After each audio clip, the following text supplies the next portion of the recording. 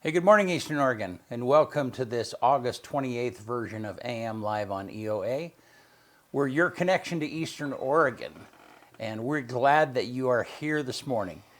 If you want to find our content, you can go to EOA.network. That takes you to a link tree where you can find the location of our YouTube and Roku and website and Facebook.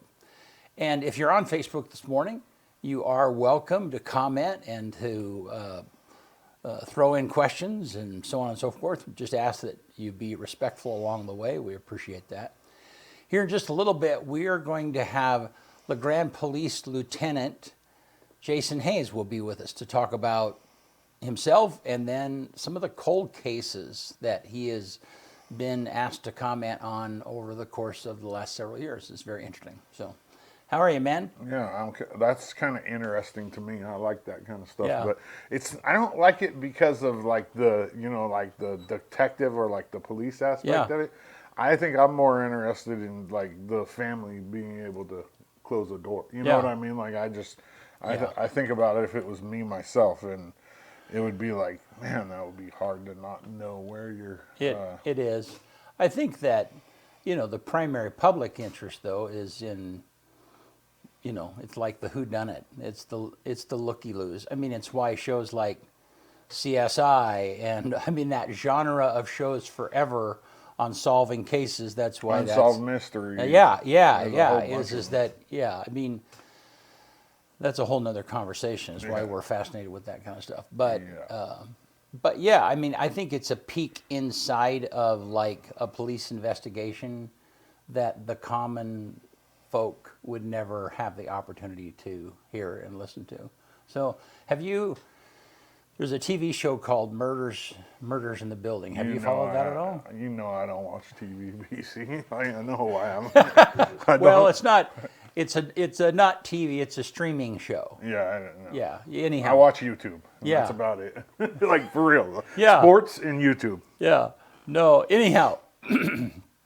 So that's a spin-off of a major TV series, yeah. To talk about what's on TV and what is streamed is like, that's a blur mess. Nowadays, yeah, but anyhow, that's a very popular, it's got Martin Short and Steve Martin, and then there's a singer that... Are they like in their 90s, those guys? They are. Yeah, they're you gotta be old. And they're paired up with, is it Serena, the singer, Selena Gomez. Yeah. Gomez. Yeah, and so the three of them all live in this same apartment building, and they end up solving murders that actually happen in the building. Yeah, so it's interesting. It's anyhow. But the point of that is that whole thing is the basis for them doing this is that they're doing a podcast. So the three of them are doing a podcast. Well, as they're working on these things, the events that happen in the building, it's like, well, we should do a podcast about that. So, anyhow, that's just kind of how media has gone over the years. So, LeGrand School District has a new cell phone policy. You see that? I did not. It's crazy. I don't know how they're gonna how they can possibly police this. They might need to get Hayes up there, some extra cops. Yeah. But how did it? It started at the governor's office, though, yeah, right? it's an executive order for no phones in schools. I kind of like it, actually. Yeah. But I don't know how they're going to police it, because they're saying that once you hit school property, your phone either has to be in your backpack or your locker. You can't have it out in passing or at lunch. And if you're caught, they're going to take your phone away. First time you can pick it up yourself after class or after school. Second time your parents have to pick it up after school. And then the third time they're going to put you on a school work plan. Everybody in the whole damn school is going to be on a school work plan. That's going to, you know what I mean?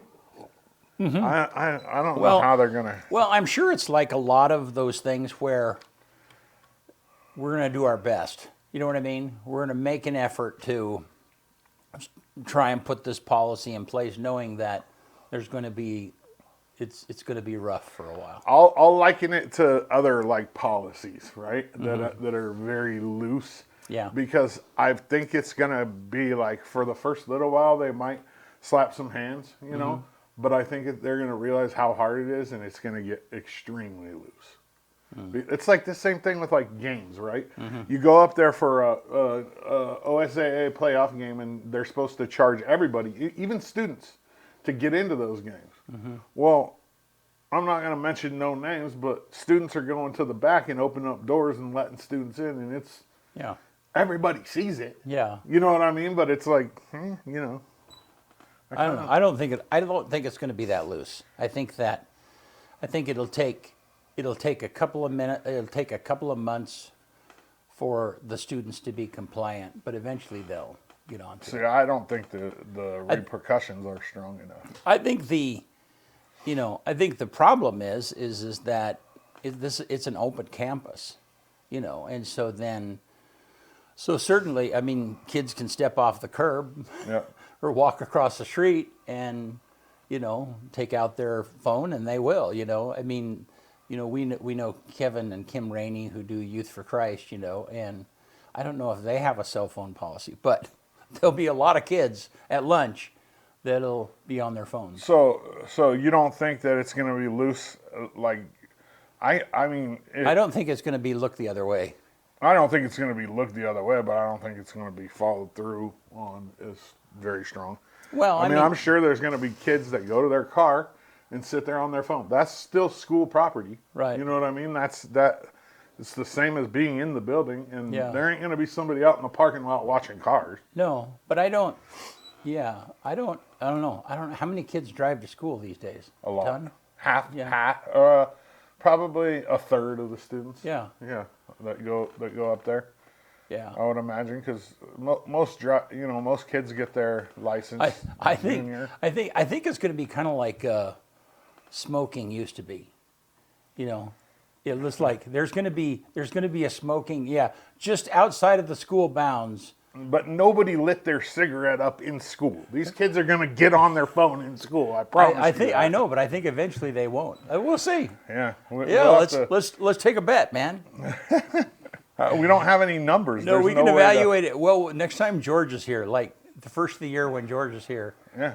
Yeah, we'll see how it's going. Yeah. All right. Hey, you want to do sports? Let's do it. Let's get it.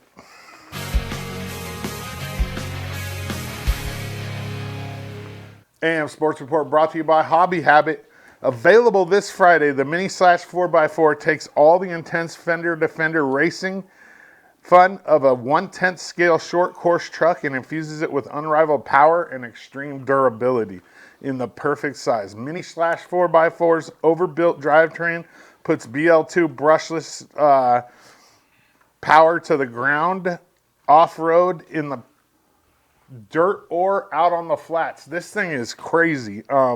30 plus miles an hour on concrete and asphalt. The Mini Slash 4x4 is a take-anywhere powerhouse that slips easily into your backpack, and it delivers all-day speed and fun in just about any environment. Get over there to Hobby Habit and check these things out. The line of Traxxas RC cars, they're the best, and Hobby Habit is the biggest supplier of Traxxas RC cars in Eastern Oregon. Hobby Habit in LeGrand, just for the fun of it. LHS boys and girls soccer kick off their seasons tomorrow up at Community Field versus Junction City. The boys start at 1 p.m. and then the girls are directly after that at 3. So get up there and support them. Our girls start the season as the number 3 team in the state, according to the OSAA 4A coaches. LHS football travels to Seaside to open their season tomorrow night at 7 p.m. The 4A coaches poll came out for football as well, and LeGrand will start. I'm kind of surprised by this. The coaches think LeGrand's the 8th best team in the state.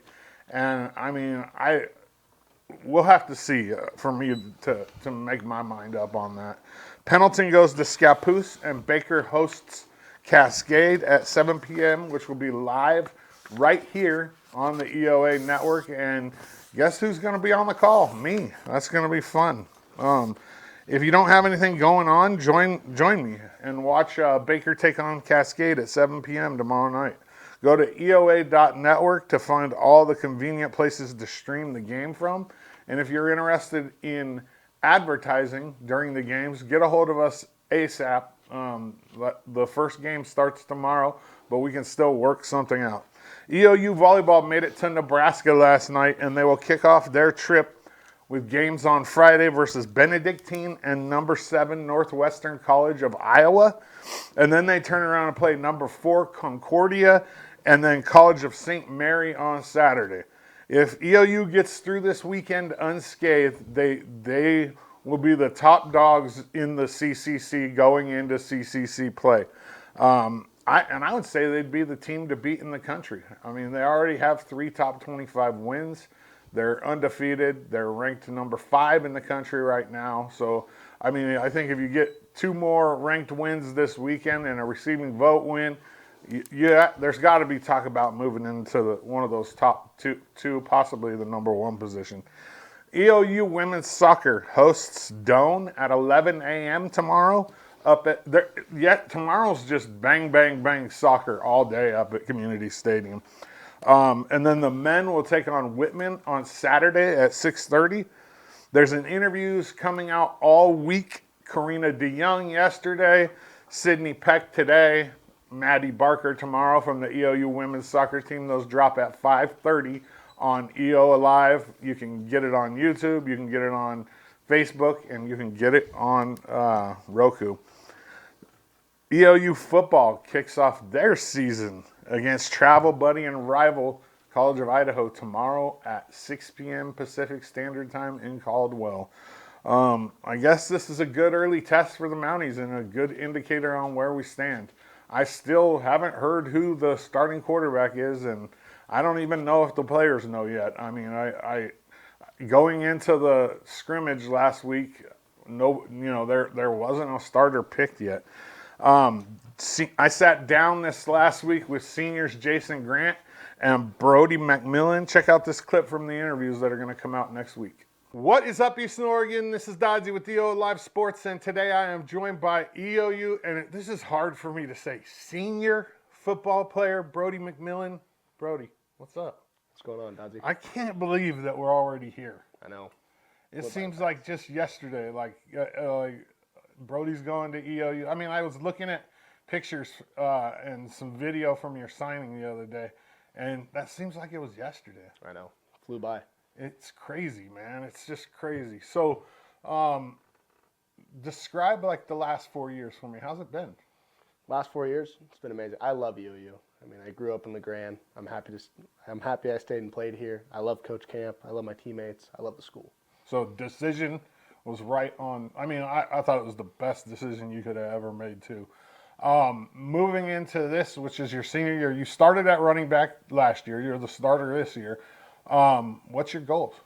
To win, baby. That's all I want to do is win. You just want to win. I just want to win. Last year, I want to win. I mean, that's a good. I like that. I mean, there's no point in playing unless you're winning. What about your team? Have you guys talked about like where you want to be at the end of the season? We want to make the playoffs. That was a big goal I've been telling everybody, especially the younger guys. I mean, we only have 2 returning starters on offense. A lot of new guys in there, and I said my goal this year is to make the playoffs. I want a winning record. I just want to get after it this year. Well, this is it. Last ride. Yes, sir. What do you what do you want out of it? This is senior year. What do you want? I want the ups and downs. I want everything that comes with it. For the most part, I'm just trying to go out with a bang, I guess. Yeah, and I would assume a bang means like some wins. Oh, hell yeah. AM Sports Report brought to you by Hobby Habit in LeGrand, just for the fun of it. I stopped by Hobby Habit the other day and looked at those cars. And Yeah, they're sweet, aren't they? it's just crazy. Most of them are 4-wheel drive, and the suspension too. Like they all have this incredible spongy. I mean, it's a suspension that And acts like a some real of them car. are like this big. Yeah. I mean, I can't even show it on like. Yeah, They're he as had big as this table. He had a huge stock there. Yeah, and Got a ton, all the different kinds. Yeah, no. So that's And then, not to mention, he has all the parts too. Like all Yes. the. I mean, he's got a whole Yeah. section of custom suspensions, custom wheels, custom parts, and batteries, and it's cool. yeah. No, I need to get him to let me borrow one of those. And go. I know, But I the only was- thing is, I'd tear it up. we still need to like do a commercial. Maybe like we we do a commercial and we trade him for us to play with one. Or yeah, we do a commercial and he comps us a car or something. Oh, I don't know. dude, yeah. Yeah. Those cars are kind of expensive. They are. But I mean, I think if you're into that kind of stuff, it's well worth the money. I mean, Yeah. a lot of people really love that stuff, and it's their hobby. I mean, I know I spend money on my hobby. Well, you know, what has kind of changed over the years is, I mean, I always loved RC cars and that stuff growing up, but yeah, it was an expensive hobby. But these days, I mean, people will spend more on coffee. I mean, if you accumulate that over the course of 6 months, Yeah. way more than what you would have. Yeah, so it's just our hobby, what we call. I mean, our spending, our personal spending has changed over the years. I never had a nice RC car when I was a kid. I had ones that were like cheap. Me too. That would I'd have that thing broken by the night of Christmas. Yeah. You get it Christmas morning, and I'd launch it off of something, and it'd be broken. No, well, and yeah. So you probably don't remember. When I was really young, the only RC planes that you had was actually a line. It was a fishing line, and you would stand in a circle and the plane would fly around you. I've seen those. I've Yeah. never had one. Yeah, it was anyhow. That's really old school. But all right. Well, hey, glad that you're here with us. Oh yeah, thank you. I was like on it. So let's take a look outside real quick. And man, look at how hazy it is.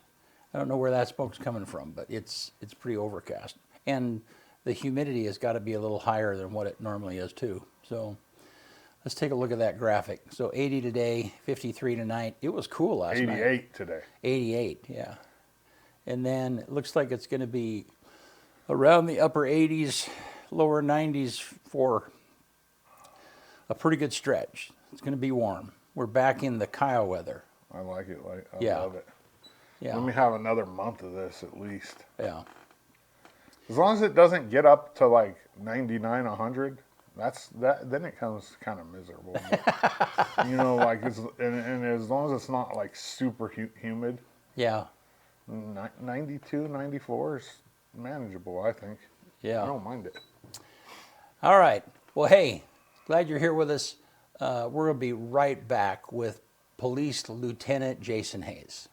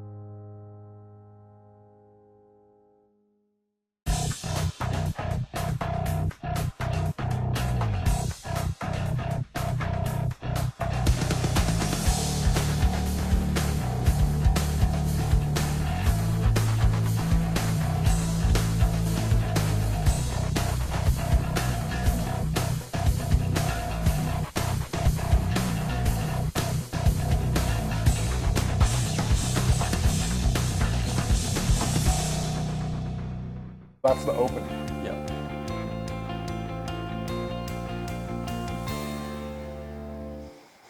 All right, we're back with LeGrand Police Lieutenant Jason Hayes. Yeah. Good morning. Gary is here a lot, and I say his title a lot, and so it's not quite as smooth as normally, because I have to think about it. How are you? I'm doing well. Thank you for having me this morning.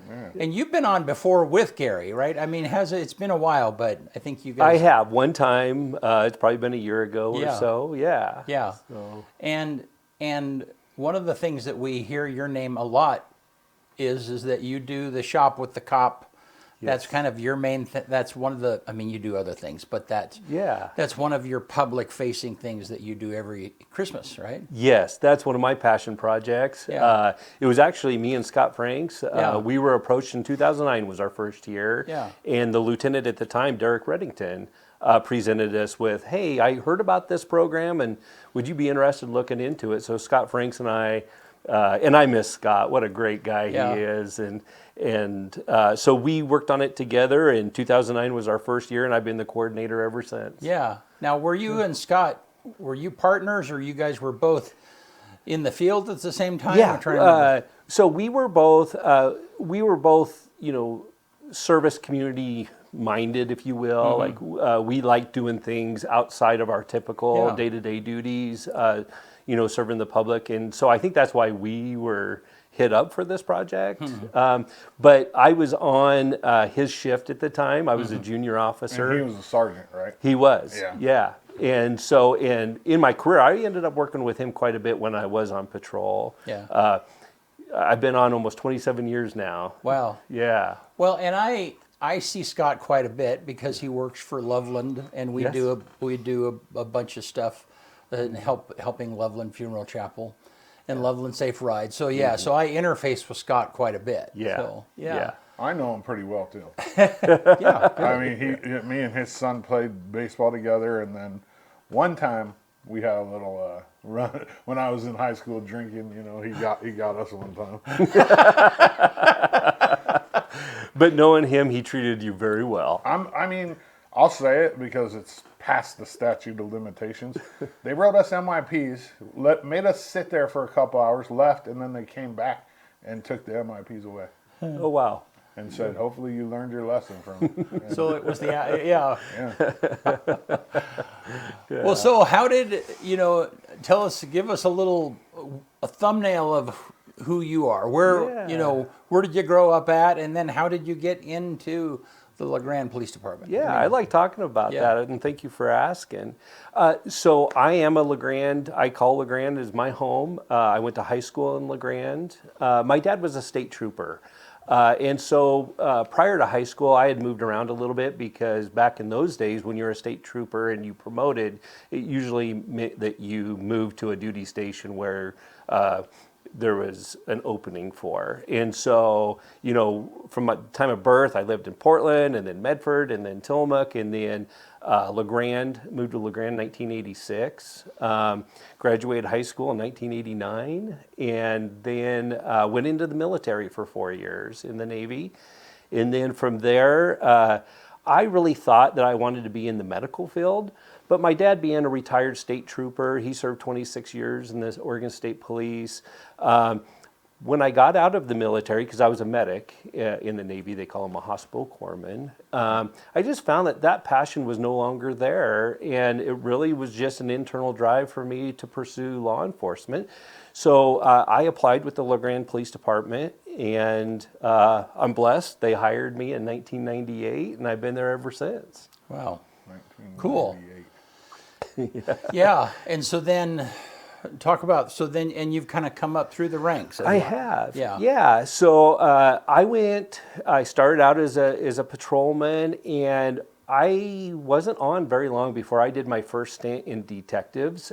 With the LeGrand Police Department, our detectives rotate every 3 years. Mm-hmm. And in 2001, there was an opening for a detective, and I had applied and was accepted into there. And I really found out in that first 3-year stretch that detectives was my niche. Mm-hmm. It's what I really enjoyed doing.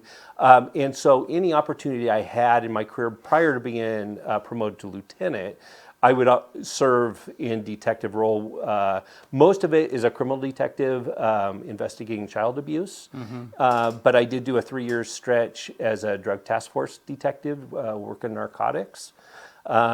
And then, I just worked my way up. I got a patrol sergeant. In fact, I was promoted to patrol sergeant when Scott Franks retired. Oh. And so I'm very honored that I got to fill his shoes. Yeah. It was his opening that I was able to fill. And then just worked my way up. And then when Chief Bell was promoted to chief, he was a lieutenant. Then he promoted me. I applied and was blessed to be promoted to lieutenant. And I have a very supportive staff, both the administrative staff, Chief Bell, our administrative assistant, Aaron, our communications manager, Rhonda, and then the 5 sergeants that we have and all of their staff. Just everybody's been very supportive of me, and I'm blessed that way. I have a lot more than what I deserve. Yeah. So in your structure, then, what are you the lieutenant of? All of those departments? Yeah. No. So my official title is operations commander, and so I am in charge of all the police officers and code enforcement. Okay. Yeah, and then my counterpart is Rhonda Griffin, and she's the communications manager, and she's in charge of all of the dispatchers Okay. and our clerical staff. Okay. So then there's kind of two big departments. Yes, Okay, under Gary. correct. All right. Yeah. And then Yeah. there's 5 departments under you, 5 sergeants. 5 sergeants Well, underneath so me. 6 actually, because code enforcement's probably its own. It's its own entity. Yeah. Yes, because that's a non-sworn position. So that means And I have a good no sergeant gun, cadre. no. Correct. Yeah. Yeah, and Danny is our code enforcement, wonderful person, and she does all of our city ordinance violations and time parking stuff. Yeah. Well, cool. Yeah. So, but it sounds like you still, though, one of the things you still enjoy is the detective part of it. Yes. Yeah. Yeah. So LeGrand Police Department has basically 4 cold cases, if you will. These are 3 of them are confirmed, unsolved murder cases. Okay. And then the one that I want to talk about today is an unsolved missing person case. And when I talk about that, I believe that that's a murder case also. I think that's the most reasonable explanation. But we have, so the one I'll talk about today is Leona Kinsey. She went missing in 1999. We have an unsolved murder case, Jama Harms. That was a 1995 case. She was murdered in downtown LeGrand in an apartment. We have a 1983 case, which is Dana DeMars. That case is known as the Candy Cane Park case. And she was murdered. And then we have a 1982 case, Sylvia Heisteman. That one's a little bit blurry on whose jurisdiction that was. At the time, Union County Sheriff's Office and LeGrand Police Department were kind of one agency. But that one was a Morgan Lake Road incident where she was found. And she was murdered and found in the Mill Creek up Morgan Lake Road. Wow. So, yes. So let's talk about, before we jump into those, can you talk about, some of the cases that were murder cases that you helped solve? Is there anything yeah. is there anything there that kind of stands out that, had a little bit of mystery to it and kind of led to a, Yeah, so there's been several that in my tenure that I've participated in.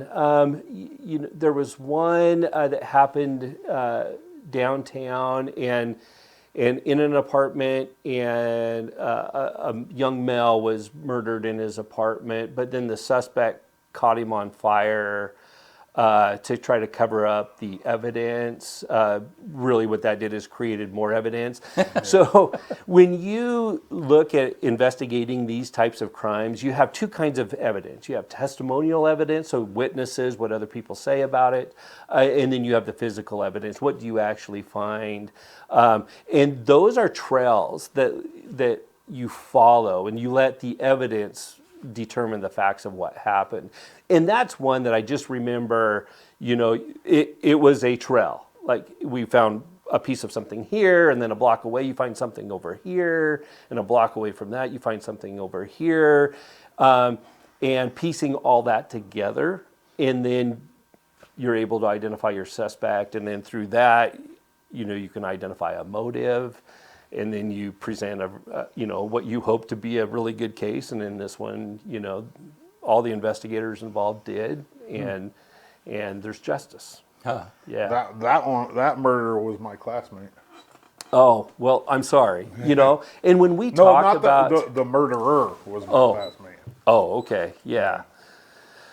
So, when we talk about those cases, I look at our victims. Earlier in your broadcast, you were talking about the intrigue about cold cases and true crime. And I am also intrigued by that. But I go into it knowing that the person who had something bad happen to them is a person who meant a lot to a lot of people. Right. And they are not objectified to me. Right. I bring their story into the soul of the investigation. Right. And that's when we talk about Leona. You know, there's a lot of that. She's a passion project for me. Yeah. And her case. You can tell by the way you talk about it. Yeah. Yeah. Well, tell us about that case. Yeah, so I was not the initial investigator, although I worked at LeGrand Police Department. This was in October 28th of 1999. So Leona, a little bit about Leona, she lived in LeGrand. She lived on Hall Street. She had her own business, which was a landscaping business. She was 45 years old at the time. She's biracial. She's Native American and white. And that comes to play throughout the investigation because we have some really good awareness that came out about her disappearance. And anyway, in 1999, her best friend and Leona's ex-boyfriend reported her missing. They hadn't seen her for 3 days. So that initiated a missing person case. And this is in 99, right? Correct. Okay. Yeah, October of 99. And so the investigators at the time took on the case, but they were immediately hit with some barriers. And the barriers were Leona, and this is not the LeGrand Police Department saying this. I've had to repeat this many times. This is what the people closest to Leona said about her. She was heavily involved in the methamphetamine scene. She was a user and a medium-sized dealer. So when you're talking to those closest to her, they are too also involved in illicit drug culture. And they did not want to talk about Leona's case to investigators because they didn't want to incriminate their own drug use, even though that's not what we're doing. We don't care about that at this point. We're trying to figure out, is Leona still alive and where is she? And Yeah, but when you're wrapped up in that, I can see where they were like, nah, I'm not gonna talk to yeah, you. so immediately they had barriers and we're not getting a lot of information. Another interesting thing about this case is, usually in most of these cases, and we're talking about the ones that we've solved and stuff, you have a trail of evidence. This one we did not. Her car was, so when investigators went to Leona's house, she had left all of her personal belongings, her purse, her pets. And this is here in LeGrand. This was here in Okay, LeGrand. all Coffee was still in the coffee pot. In the end, the next day, the day after she was reported missing, a friend found her car in the Albertsons parking lot. And so investigators looked at the car, didn't find anything suspicious. There wasn't keys in it or anything. And so that's where the trail really went cold. Like there was just not information to help guide the investigators on where to go. But there was a lot of interviews done. Early on, we had a lot of support. Oregon State Police helped us. We did do polygraphs on a couple of people, an ex-boyfriend and her best friend. They both, passed the polygraph. So really what a polygraph does is eliminate suspects for us. It's not the end all to everything, Right. but it helps when, sort out into categories. Yeah.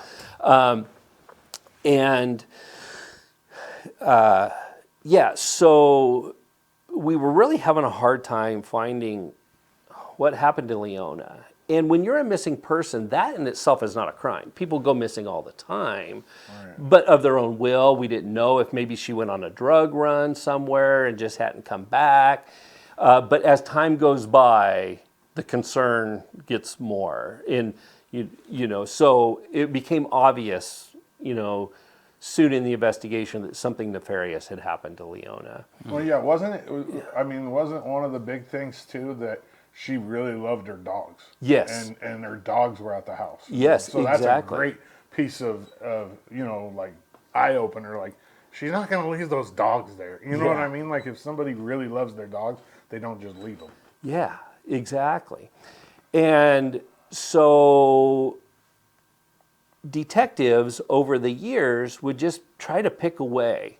Look at the case. What do we have? Let's re-interview somebody. Let's do this. And early on, there was a person, there's not a lot of information from those in Leona's circle, but there was a person that came up as his name is Juan Pena Lamas, and he's a person of interest for me. And when I say a person of interest, it doesn't mean that he's my suspect, but there's some loose ends with him that I would really like to tie up. And anyway, he was when you say supposedly- loose ends, I mean loose ends that might eliminate him from being a yes, suspect. or Or narrow it down Yeah. that he is my Yeah, suspect. right. And yeah, so I didn't really get involved in this case until after 2009. It was in one of my rotations into detectives that there was a tip that came in. So I'm like, okay, let me follow up on that lead and see. And I really delved into the case. My working file now is 2 full 4-inch binders. I was going to ask you how Yeah. big is her file? Yeah, it's big. It's massive. And so that's when I really became passionate about Leona. But I had somebody pushing me along, and that is the biggest fan champion of Leona's cases is her daughter, Carolyn DeFord. Carolyn is an advocate for missing and murdered indigenous women. And she's been across the nation advocating to legislation and the government and to organizations. And the reason is because there's a big disparity so indigenous women are murdered at 10 times the rate on a reservation than the national average for women. And they go underreported and stuff. So she's really advocating, can we do more on a case for missing and murdered indigenous people? And so she became an advocate. She became our conduit to the family and to possible leads. And she started doing her own campaign, if you will. Mm-hmm. And then she would learn through her campaigning some tips and would relay them to us. And then we would follow up on those. And I owe it to Leona and I owe it to Carolyn to do everything within my due diligence to find out the truth of what happened to Leona. So over the past, 10, 15 years, I have elicited help from the FBI, the U.S. Border Patrol, the Department of Justice, the Oregon State Police, the Bureau of Indian Affairs, Search and Rescue, cold case detectives, and then private organizations. And my favorite right now is Light the Way Foundation. What was that again? Light the Way Foundation. Okay. It's 2 ladies that are very compassionate about missing person cases. And what they do is they help with the stuff that I don't have the resources to do, with putting out flyers, with advocating and putting out additional awareness, and also helping communicate between the family and me with information that could be helpful.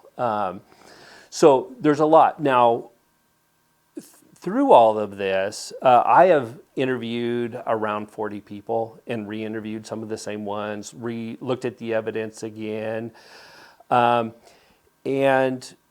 Juan Pena was a few people who did know him. I had dealt with him on a professional level unrelated to this case back in 2001. And I caught him with a gun and charged him with a gun, unlawful possession of a firearm, because he was a felon. And it was a burglary-related crime that we were investigating and helping the sheriff's office investigate. So I already had knowledge of him. But what we learned was he was also not only Leona's drug dealer, but he was also an on and off again boyfriend to Leona. Through my investigation, I found out that he was violent towards his previous wives and ex-girlfriends.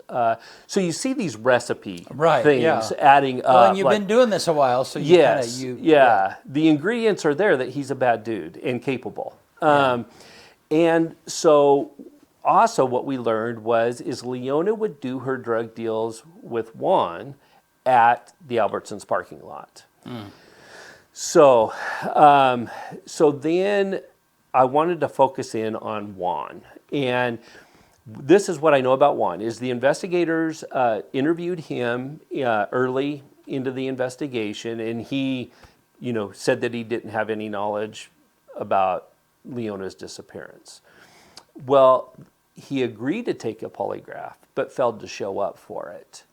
And then, so that's an indicator too. Absolutely. Like if you have nothing to hide, just show up for your polygraph. Clear yourself. Yeah. Well, then he was arrested on unrelated charges and put into prison, and then he was deported to Mexico. So the trail on him went cold just because he was no longer around. So that's why I elicited some help from the FBI. I wanted a proof of life. Is he even in the United States right now? Where is he? And we found out that he's still in central Mexico. The barriers I have is how do you, without giving some tactical information that, that only I know, Yeah. but how do we go about then what are next steps? Because he could just say, yeah, I don't have any involvement. And so I'm working on that leverage. But I've other organizations, federal, local, state, they're all been wonderful to work with. So he's still, somebody that I want to find out more from. I think when you look at Leona's case, the most reasonable explanation is, so one thing that's another barrier is most of the people who talked about Leona and her involvement in the drug culture said that she owed the Mexican cartel money. And that's the most reasonable explanation for her disappearance. What I will say is when I went into the drug task force, I went to a 2-week DEA, Drug Enforcement Agency, basic drug investigations school. And we took a whole day training on the Mexican cartel. And they're for real. I think the world's largest missing, at least back in 2008, the cartel was responsible for the largest missing person group. Yeah. Yeah. And it's because they're experts at making people disappear. And there's several things that they would do, but one of the things that it sounds a little grotesque, but this is the challenges I have if Leona was involved in that, was they kill people, put them in an acid vault, and then they dissolve. Yeah. So you never find the body. I know enough about the Mexican cartel that if she was involved and they had some responsibility, it's going to be very difficult to find her body. I think the most reasonable explanation with Leona is she knew who she was meeting at Albertsons. She willingly got into somebody else's car, and from there she was taken somewhere and murdered. I think that that's the most reasonable explanation, but I don't have tunnel vision. I remain to have all options, or I'm open to everything. I've had people think, well, we think she was put in the witness protection program. I don't think so. You would know by now. Well, I would think so. Yeah. Well, talk for a minute about, from the family standpoint, how the difference between somebody dying or being murdered and you have a body, right, and them just being missing. I mean, that would be the missing part of not knowing is just a whole nother tragedy. Yeah. I mean, talk about that a little bit. Yeah, so from, the family's perspective, and especially Carolyn, the daughter, there's a hole in her, an emptiness that she has, she wants to fill, and she's looking at me to fill it. So I have a responsibility, but at the same time, too, I don't know, I don't know if I can give her all the answers that she's looking for. I can tell you this, when you're investigating homicides or a murder case, really you need two key components. You need a body and you need somebody talking about the body. Yeah. And in Leona's case, I don't really have either. Now, going back to Juan, he had made some inferences to 4 different people that he didn't do anything to Leona, but he has the muscle to make it happen. And he was inferring that he gave a green light to somebody else to make her disappear. Those same 4 people also said they never took him seriously because he was a man of small stature, and he was thought of in that circle as an idiot. And so, but I can't use that to rule him out. Right, yeah. When I have a bunch of other things that kind of point the arrows Yeah. at him. Right. So, Yeah. Do you anticipate ever coming face to face with him? yeah. Well, I what's that anticipate it. gonna I be don't like? know. Well, it depends on what my leverage is. Yeah, it depends on what you have. Right? Yeah. I would really like a polygraph from him. Unfortunately, they don't do polygraphs in Mexico or allow it. So that's a barrier.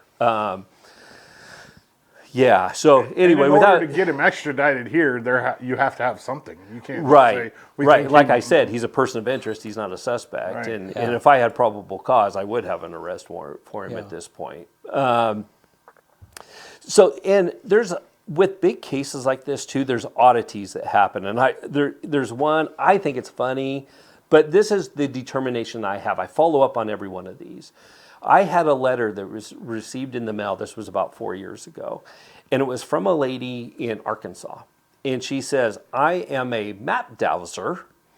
I didn't know what that was. Oh, A okay. map dowser. A map dowser. Dowser. Okay. And she says, I have found Leona.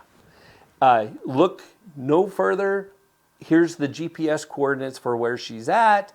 And I found her doing my map dowsing. And it was a 5x7 on notebook paper. And I'm like, okay. So I get on Google Earth. I enter the quadrants. Well, first, I looked up, what is a map dowser? So the best way to explain this is you have people who do water witching to find water, where they cross sticks and they walk. yeah. Well, map dowsers do the same thing, but over a map, and it helps people find lost property. Okay. Things If that you they've believe lost. in that, yeah, okay. great. Got it. Okay. And so she, great, find Leona and Jimmy Hoffa, if you're that good. So anyway, so she said that she had waved her sticks or whatever she did on a map, and she came up with the coordinates of where Leona's at.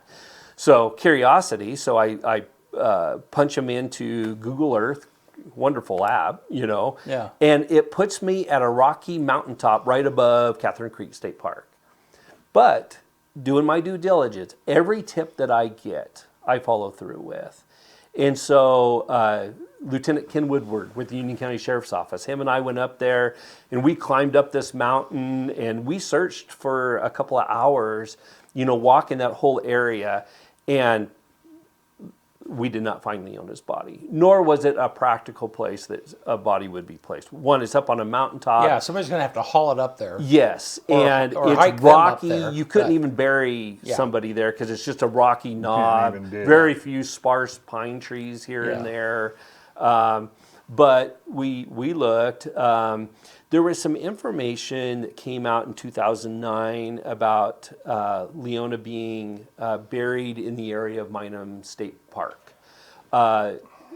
John Shaw, another great retired sergeant for us, he a great investigator. He got search and rescue, cadaver dogs, and they searched that entire area and didn't find anything.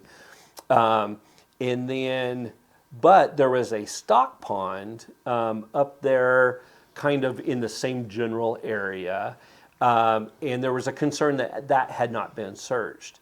So me and at the time, Detective Ralph Graffunder, now he's a detective for the Sheriff's Office, we put on waders, we got our shovels, and we went up there and spent a day walking barefoot on the ground inside the stock pond, just filling for anomalies, and then with our shovel, digging up like anything that felt weird under our feet, and it was a pond the size of this room. It wasn't very big, A lot of salamanders. That's all we really found. but we want to check off all the question marks. Right. One thing that came out is somebody said, well, if I was to make somebody disappear, I would put them in the bottomless hole up on Mount Emily. And I had some people say, you need to go search that bottomless hole up on Mount Emily. There's a bottomless hole up there? Well, Kinda. do you see the problem with this? If it's bottomless, Yeah, right. I'm You're never not going to gonna reach find the anything bottom. anyway. Yeah. And Mount Emily is a big area, Yeah. but there's an expectation that I need to go do this.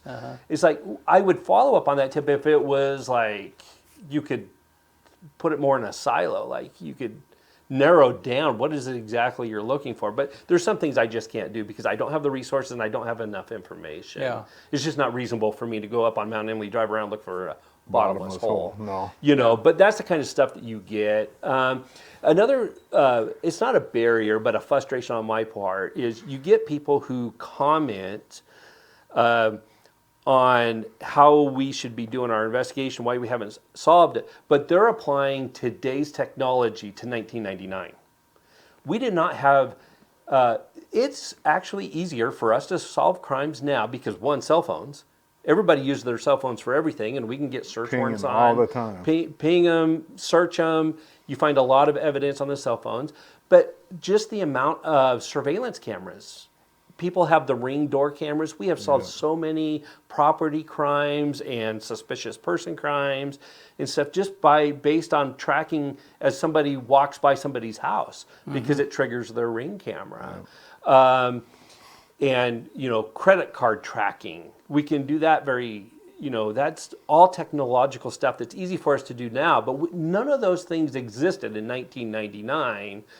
But there's frustration on people's part. Why didn't you solve that back in 1999? Because they watch, Right. a 1 hour true crime show where they solved it in 48 minutes. Yeah, with Yeah. with today's technology. Right. Yeah. And so, I want to solve it as much as anybody else. It's just the one thing going back to breadcrumb trails and evidence, Leona vanished. She left no trail. And, it's unfortunate because Albertsons at the time did not have surveillance cameras. How helpful would that be? Right. Did she park her car there? When did she park their car? Did she meet somebody there? Yeah. Did somebody else park her car there? You know what I mean? To make Exactly. it look like she. Yeah, that's all the little tidbits that kind of help you direct you where to go with this.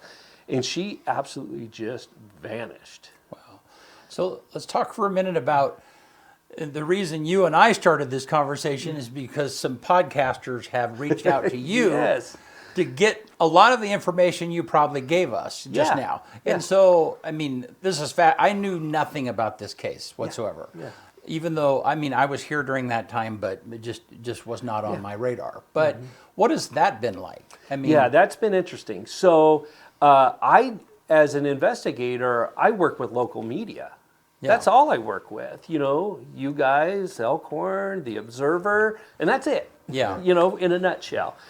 And so not early on, as I was building momentum with this case, and as Carolyn was building momentum with her advocacy for her mom's case, that's really what triggered it. Is she was, she's testifying nationally, she's reaching out to all these organizations.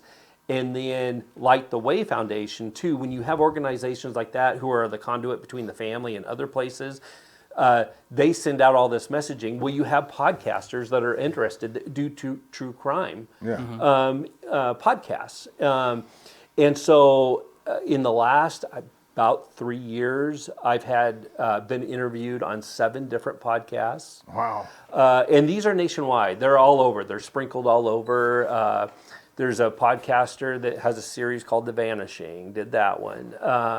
The News Nation US was one. I can't remember the names off the top of my head of all of them. But for every one that I've done, I've had several that I didn't do because one thing, I want to honor Leona and her daughter and do the best that I can. That Carolyn's mom's case is not exploited Right. for just entertainment. Right. Yeah. Or money or Right. Yeah. And so I screen these. I'm looking at, well, what is your purpose for doing this podcast?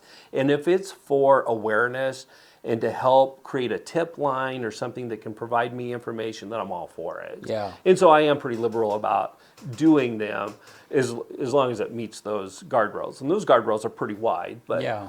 Well, I and mean, so they almost have to be pretty wide, right? I mean, Yeah. I don't think a lot of people will go out there with a direct intention of exploiting somebody who's missing. I mean, Yeah. I just don't think it's part of, you know what I mean? Like, I think most people who are doing it, yeah, they have a podcast, right? Or whatever it's called, The Vanishing. Yeah. And it's a combination of them them trying to build their platform, but also create awareness. You know what I mean? Most of the time, I would think. Yeah, and some of the ones that I've denied, they're just curious. You know, like they don't have any intention of really helping me. Right. You know. Yeah. Well, Lose what I know. if they're curious, they could listen to somebody else's podcast. Yeah, Exactly. Yeah. like I did in the car on the way to bed. Right. No, that is the whole. That's what Yeah. started all this. Well, and you know what's funny is I did listen. You know, Kyle listened to a couple, and so then I listened to one on a trip on the candy cane murder. You know, and them following up and that's a stuff. wild one. But at the beginning of I mean, they spent 10 minutes, you know, bashing the backwoods of, I mean, all of Eastern Oregon. Yeah, it's like, I mean, they looked up the stats and, yeah, I mean, they had no appreciation for Eastern Oregon life. You know, I mean, I don't know. I guess I'm just saying is, for me, if I were in your position, that would be like, well, are you going to just use this information and make fun of us? yeah, right. Yeah, or Yes. are you really Yeah. and making fun of somebody else and using that to get attention to your platform is like, nah, I'm not, I wouldn't want to help do that, you know. Yeah. But anyhow, so I can understand why a little bit of screening would be necessary for you. Yeah, and the ones that I have done the interviews, they've been wonderful people. Yeah. Their hearts are in the right place. Yeah. They're like, they give me examples like, hey, just so you know, I'm right side up. Here's a podcast. Check it out if Right, you want. yeah, You know, and they're objective. You know, and they're often like after the interview, and we go off the record, if you will, like the recordings off and stuff. They're like, wow, Jason, that's really fascinating. We had no idea, because they only get this perspective or the narrative that, you know, whoever gave them the initial information to contact me. Right. And there's some narratives that I don't necessarily agree with, you know. One of those being that the LeGrand Police Department didn't give Leona the proper, her investigation, the proper attention, only because she was Native American. Yeah. That's a false narrative. Right. Absolutely false. And so things like that, and you know how we screwed up the investigation 100 different ways, and no, that's not accurate either. Yeah. You know, like when I review the case, it's easy to armchair quarterback.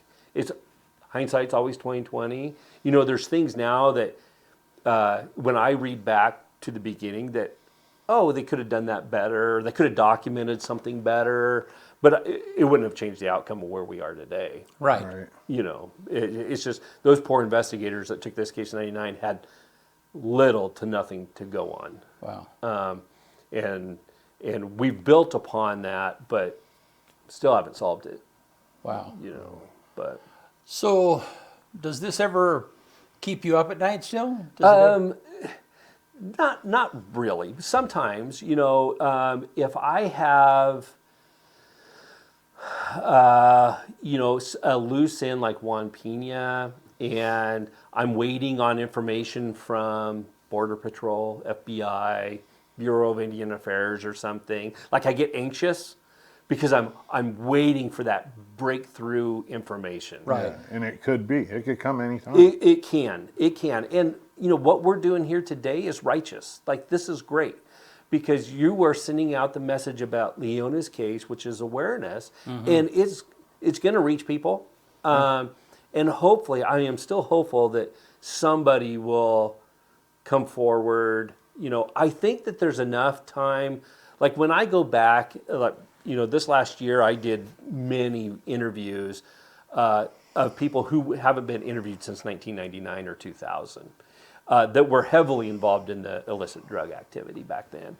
And those barriers are gone. Like, they have no problem talking to me. Like, yeah, I was involved in illicit drug activity. Leona was heavily involved. Yeah, I palled around with her. I have no idea what happened. And I think that, all those people now that time has eroded any concerns they had of their own involvement in illicit drug activity, or those barriers are broken down. Yeah. Which again, and the problem that you have, the longer these investigations go on, potential witnesses pass away. Right. And we're starting to just now get in that point where some people that are important to me that I'd like to re-interview again, like her best friend, well, they passed away. Yeah. And when we talk about those earlier cases, the 1982 and 83 case, big barriers there because a lot of the people mentioned in police reports from that era have, passed that's away. 43 years ago. Yeah. 45. Yeah. Wow. How do people get a hold of you Yeah. if they want to Yeah. if they have information? Yeah, I would appreciate it if they just reach out to me directly, Lieutenant Jason Hayes at the LeGrand Police Department, and the best phone number is 541-963-1017. Yeah. Show that last slide one more. I guess that's it. Yeah. It seems like there was a billboard sign too, Bennett, that like had all of the. There's yeah. Right. There you go. Yep. So that's still. And there's still a $10,000 reward out there? There is, Yeah. And that's through private organizations. Wow. So Yeah.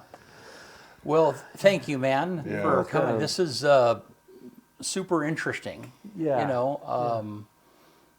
On many levels. Yeah. So, yeah. I'd No. love to see some closure for her family, for Oh, boy. her, for you. Yeah. You know what I mean? Like, Yes. it would be awesome. Yeah.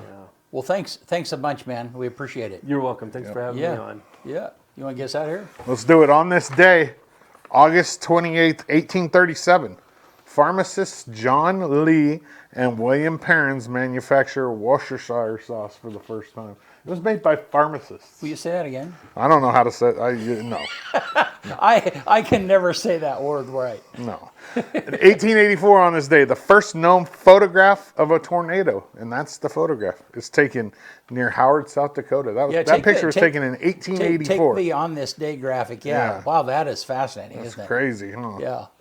That picture's 100. What year? 1884. Wow. That's 140 years old. Yeah. 1963 on this day, Martin Luther King Jr. delivers his I Have a Dream speech during the March on Washington for Jobs and Freedom Civil Rights March at the Lincoln Memorial in Washington, D.C. 2022 on this day. At the time, a 1952 Mickey Mantle baseball card sells for the most ever, $12.6 million at auction. There's been a few since then that have sold for a little bit more, but this was groundbreaking because it was the first one over 10 million. 2023 Barbie becomes Warner Brothers' highest grossing global release ever, overtaking Harry Potter and the Deathly Hallows Part 2. So Really? Yeah, isn't that crazy? Barbie the movie surpassed. Did you see the movie? No. Yeah, it is entertaining, but that is a strange fact. The number one movie in America on this day, 30 years ago, 1995, Waterworld, Kevin Costner. A huge Hollywood bust. That movie was a bust. It was terrible. Yeah, it was very expensive to make back then. Yeah. The quote of the day comes from Walter Isaacson. Pretend to be completely in control and people will assume that you are. One more time. Pretend to be completely in control and people will assume that you are. Yeah.